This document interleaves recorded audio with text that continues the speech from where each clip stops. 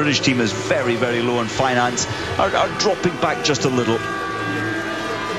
It's no good following the best. You've got to think of your own way of catching them up. But it's not easy. We accept that. But it would be nice to see the British certainly in the top 20, 30. Not today. There's Olga Zaitseva. What a competitor she is. Is this going to be her first win in the pursuit?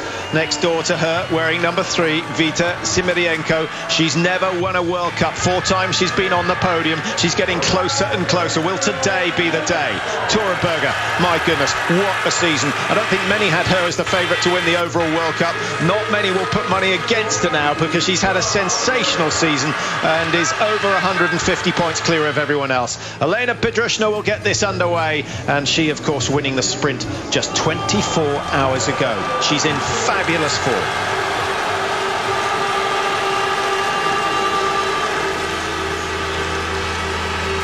A nervous smile on the line. Again, we hear the clock strike. The countdown has started. 9 seconds. Ukraine with 2 in the first 3. Norway with Tora Berger. Russia hoping for their second medal of the championships. Have Zaitseva and Vilahina starting number 5. Gustner goes 6 for Germany. Palka 7 for Poland. And then Kristin Flatland of Norway starting number 8. She's had a very good comeback when you think she didn't race until we got to Ruhpolding just after Christmas. Bedrushna is away. Tora Berger is chasing. Symirienko starts number 3, and still less than 25 seconds between those starters, and the 2 Russians going off together. Mike, is that an advantage or not? I think it might be, because Zaitseva, Vilahina, I think it's going to help Vilahina more than it's going to help Zaitseva if she can tuck in behind Zaitseva. Kaisa Mäkäräinen disappointed with her sprint performance. She missed 2 on the pro and went clear in the stand, but had left herself too much to do. Vitkova goes for the Czech Republic and gets a massive, massive response from the crowd. Jana Greka for Slovakia, Gwizdon of Poland, Hildebrand of Germany going off 13, Sukolova, Shamilova, Boyi goes for France, number 16, and Anastasia Kuzmina, the silver medalist from Vancouver in 2010, starting 17. Duran, Sulumdal, Pescon, Vera are all underway. Via Symirienko chasing her twin, but she's got a lot of ground to make up, starting 1:11 behind. Brunet starting 26 for France. Best she can hope for, Mike? Well, I think her strategy as usual will be to get the target. She normally does. She made some errors yesterday. I think that it is possible for Brunet to move up from her 26th position as far as the top 10, maybe even the top 5.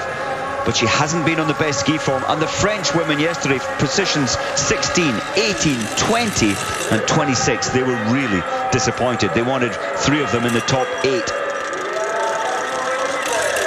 Look at Tora Berger. It was 6 seconds.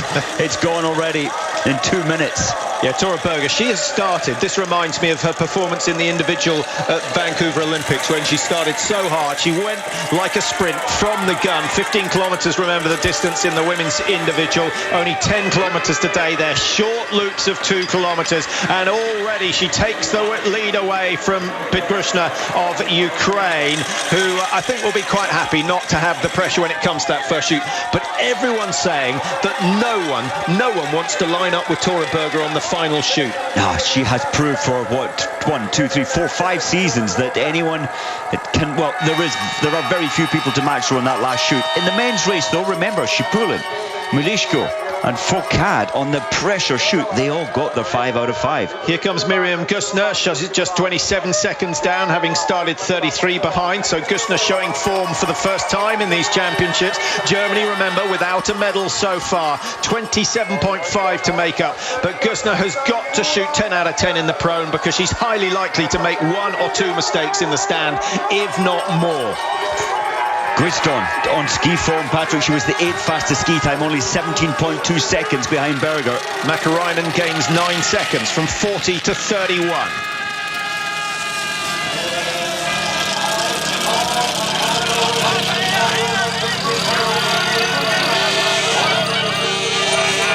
Tora Berger determined to put pressure on the Ukrainian.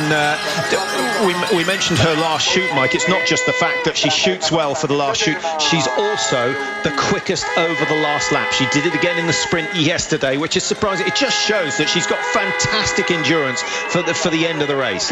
This first lap, you would expect this would be Tora Berger's fastest. I think we can predict the last one, if she's pushed, will be the fastest of the whole lot. I think it's her mentality. It's an outstanding mindset she has, and it's a mindset of never ever giving in, and that's frightening for the rest of this field, the rest of the 59 athletes in this field. Zaitseva has started like a rocket. She's gained 10 seconds on the leaders already. Vita Shimirenko not really knowing what's happened there, dropping down from third to fourth. Vlhina goes up into fifth. Nice start from her. She started 33 behind, is now only 18, so a gain of over 10 seconds. That is very significant.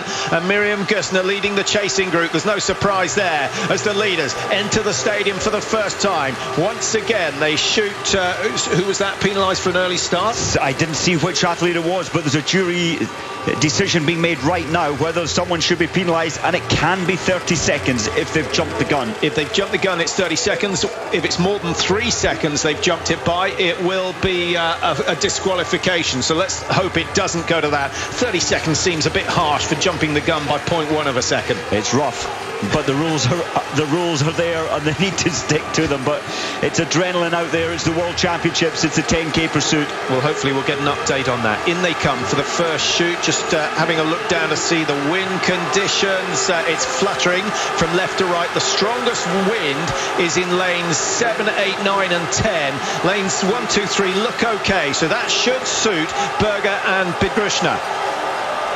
So Tora Berger, what a record she has this season. Leads the pursuit standings. She won, of course, the last pursuit in Antolz, racing from 14th position into first. Today she started second. Target for target. Nothing gained, nothing lost between the leading two and Zaitseva of Russia. She holds for that last shot, but it goes down. That was time well spent. Vita Shimirenko makes her life difficult with 2 misses. And now it's Vlhina for Russia, trying to clear all 5. Gusner might 2 out of 2. Oh, she's thrown 1 wide, and that might be the mistake that cost her. 1, 2, surely not 3 misses. 3 misses on the first shoot, and Miriam Gusner is a goner.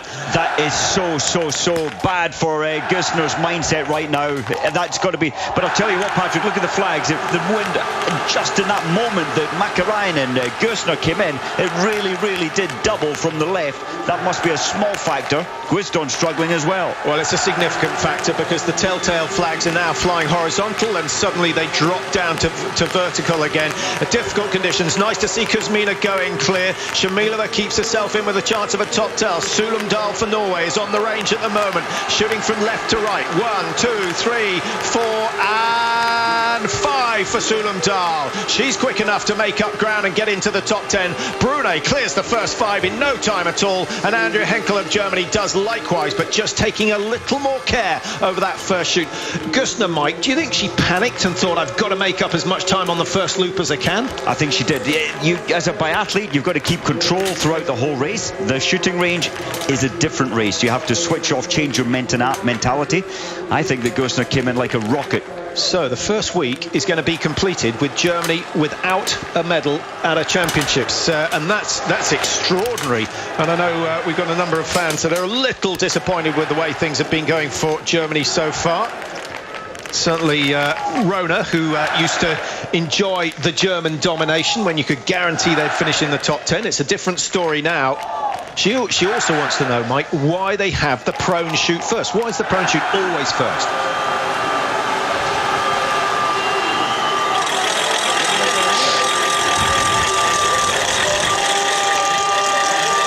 Out on the tracks, Mike, any ideas as to why they've never changed the format? They've always had the prone first.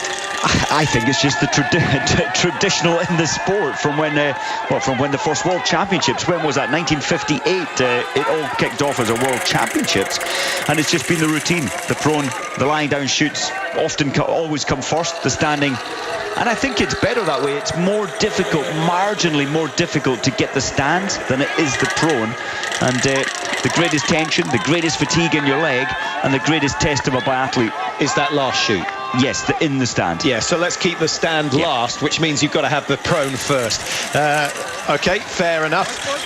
Just 19 seconds separating the top four, but only 1.5 separating the three leaders. Here comes Flatland of Norway. Good shooting from her to keep her in the top 5. Kuzmina is making ground. Now, that's a significant move, Mike. She started 17th. She's having an absolute flyer, already gaining, 10 places gained on the first shoot, and we've got another 3 shoots to go. Do you know, often when things go wrong for you, and things really went wrong for Kuzmina yesterday, she lost 36 seconds with the problem trying to get one of her bullets, her rounds, into the chamber, and it destroyed her race. She did have the 3rd fastest ski time yesterday, and today is about revenge. Her mindset is different. I really hope she can do what her brother did. Of course, her brother Shipulin, who races for Russia, Kuzmina for Slovakia. I would love to see her get on that podium. Anton Shipulin, of course, taking Russia's first medal in the pursuit earlier today, a bronze medal behind the 2 greats of the sport at the moment, Svensson and, of course, Martin Fourcade.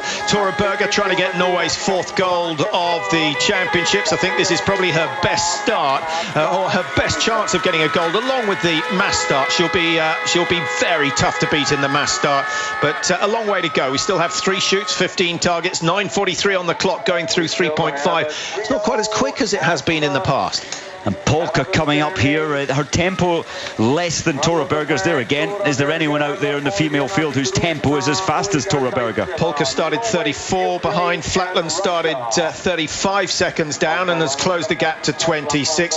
Kuzmina, on the other hand, started 17th, 1 minute and 4 seconds off the lead of Elena Pidgrushna, and the margin now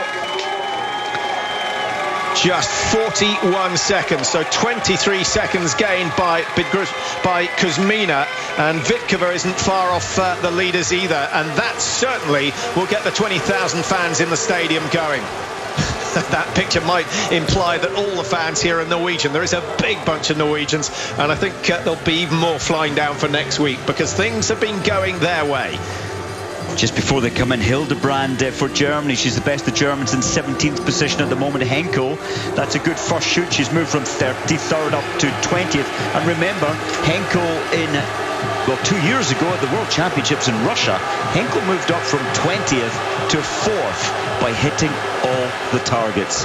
Any move from Daria Domrasheva as we watch the leading 3 prepare for shoot number 2. Again, Tora Berger finds herself in lane 1. Alongside her, Pidgrushna, the winner of the sprint, looking for her 2nd gold of the championships. It would be only her 2nd win on the World Cup. A mistake from Tora Berger. Now that really does open the door for the Ukrainian. Zaitseva with a miss as well. Pidgrushna is just taking her time. She's not fussed. She knows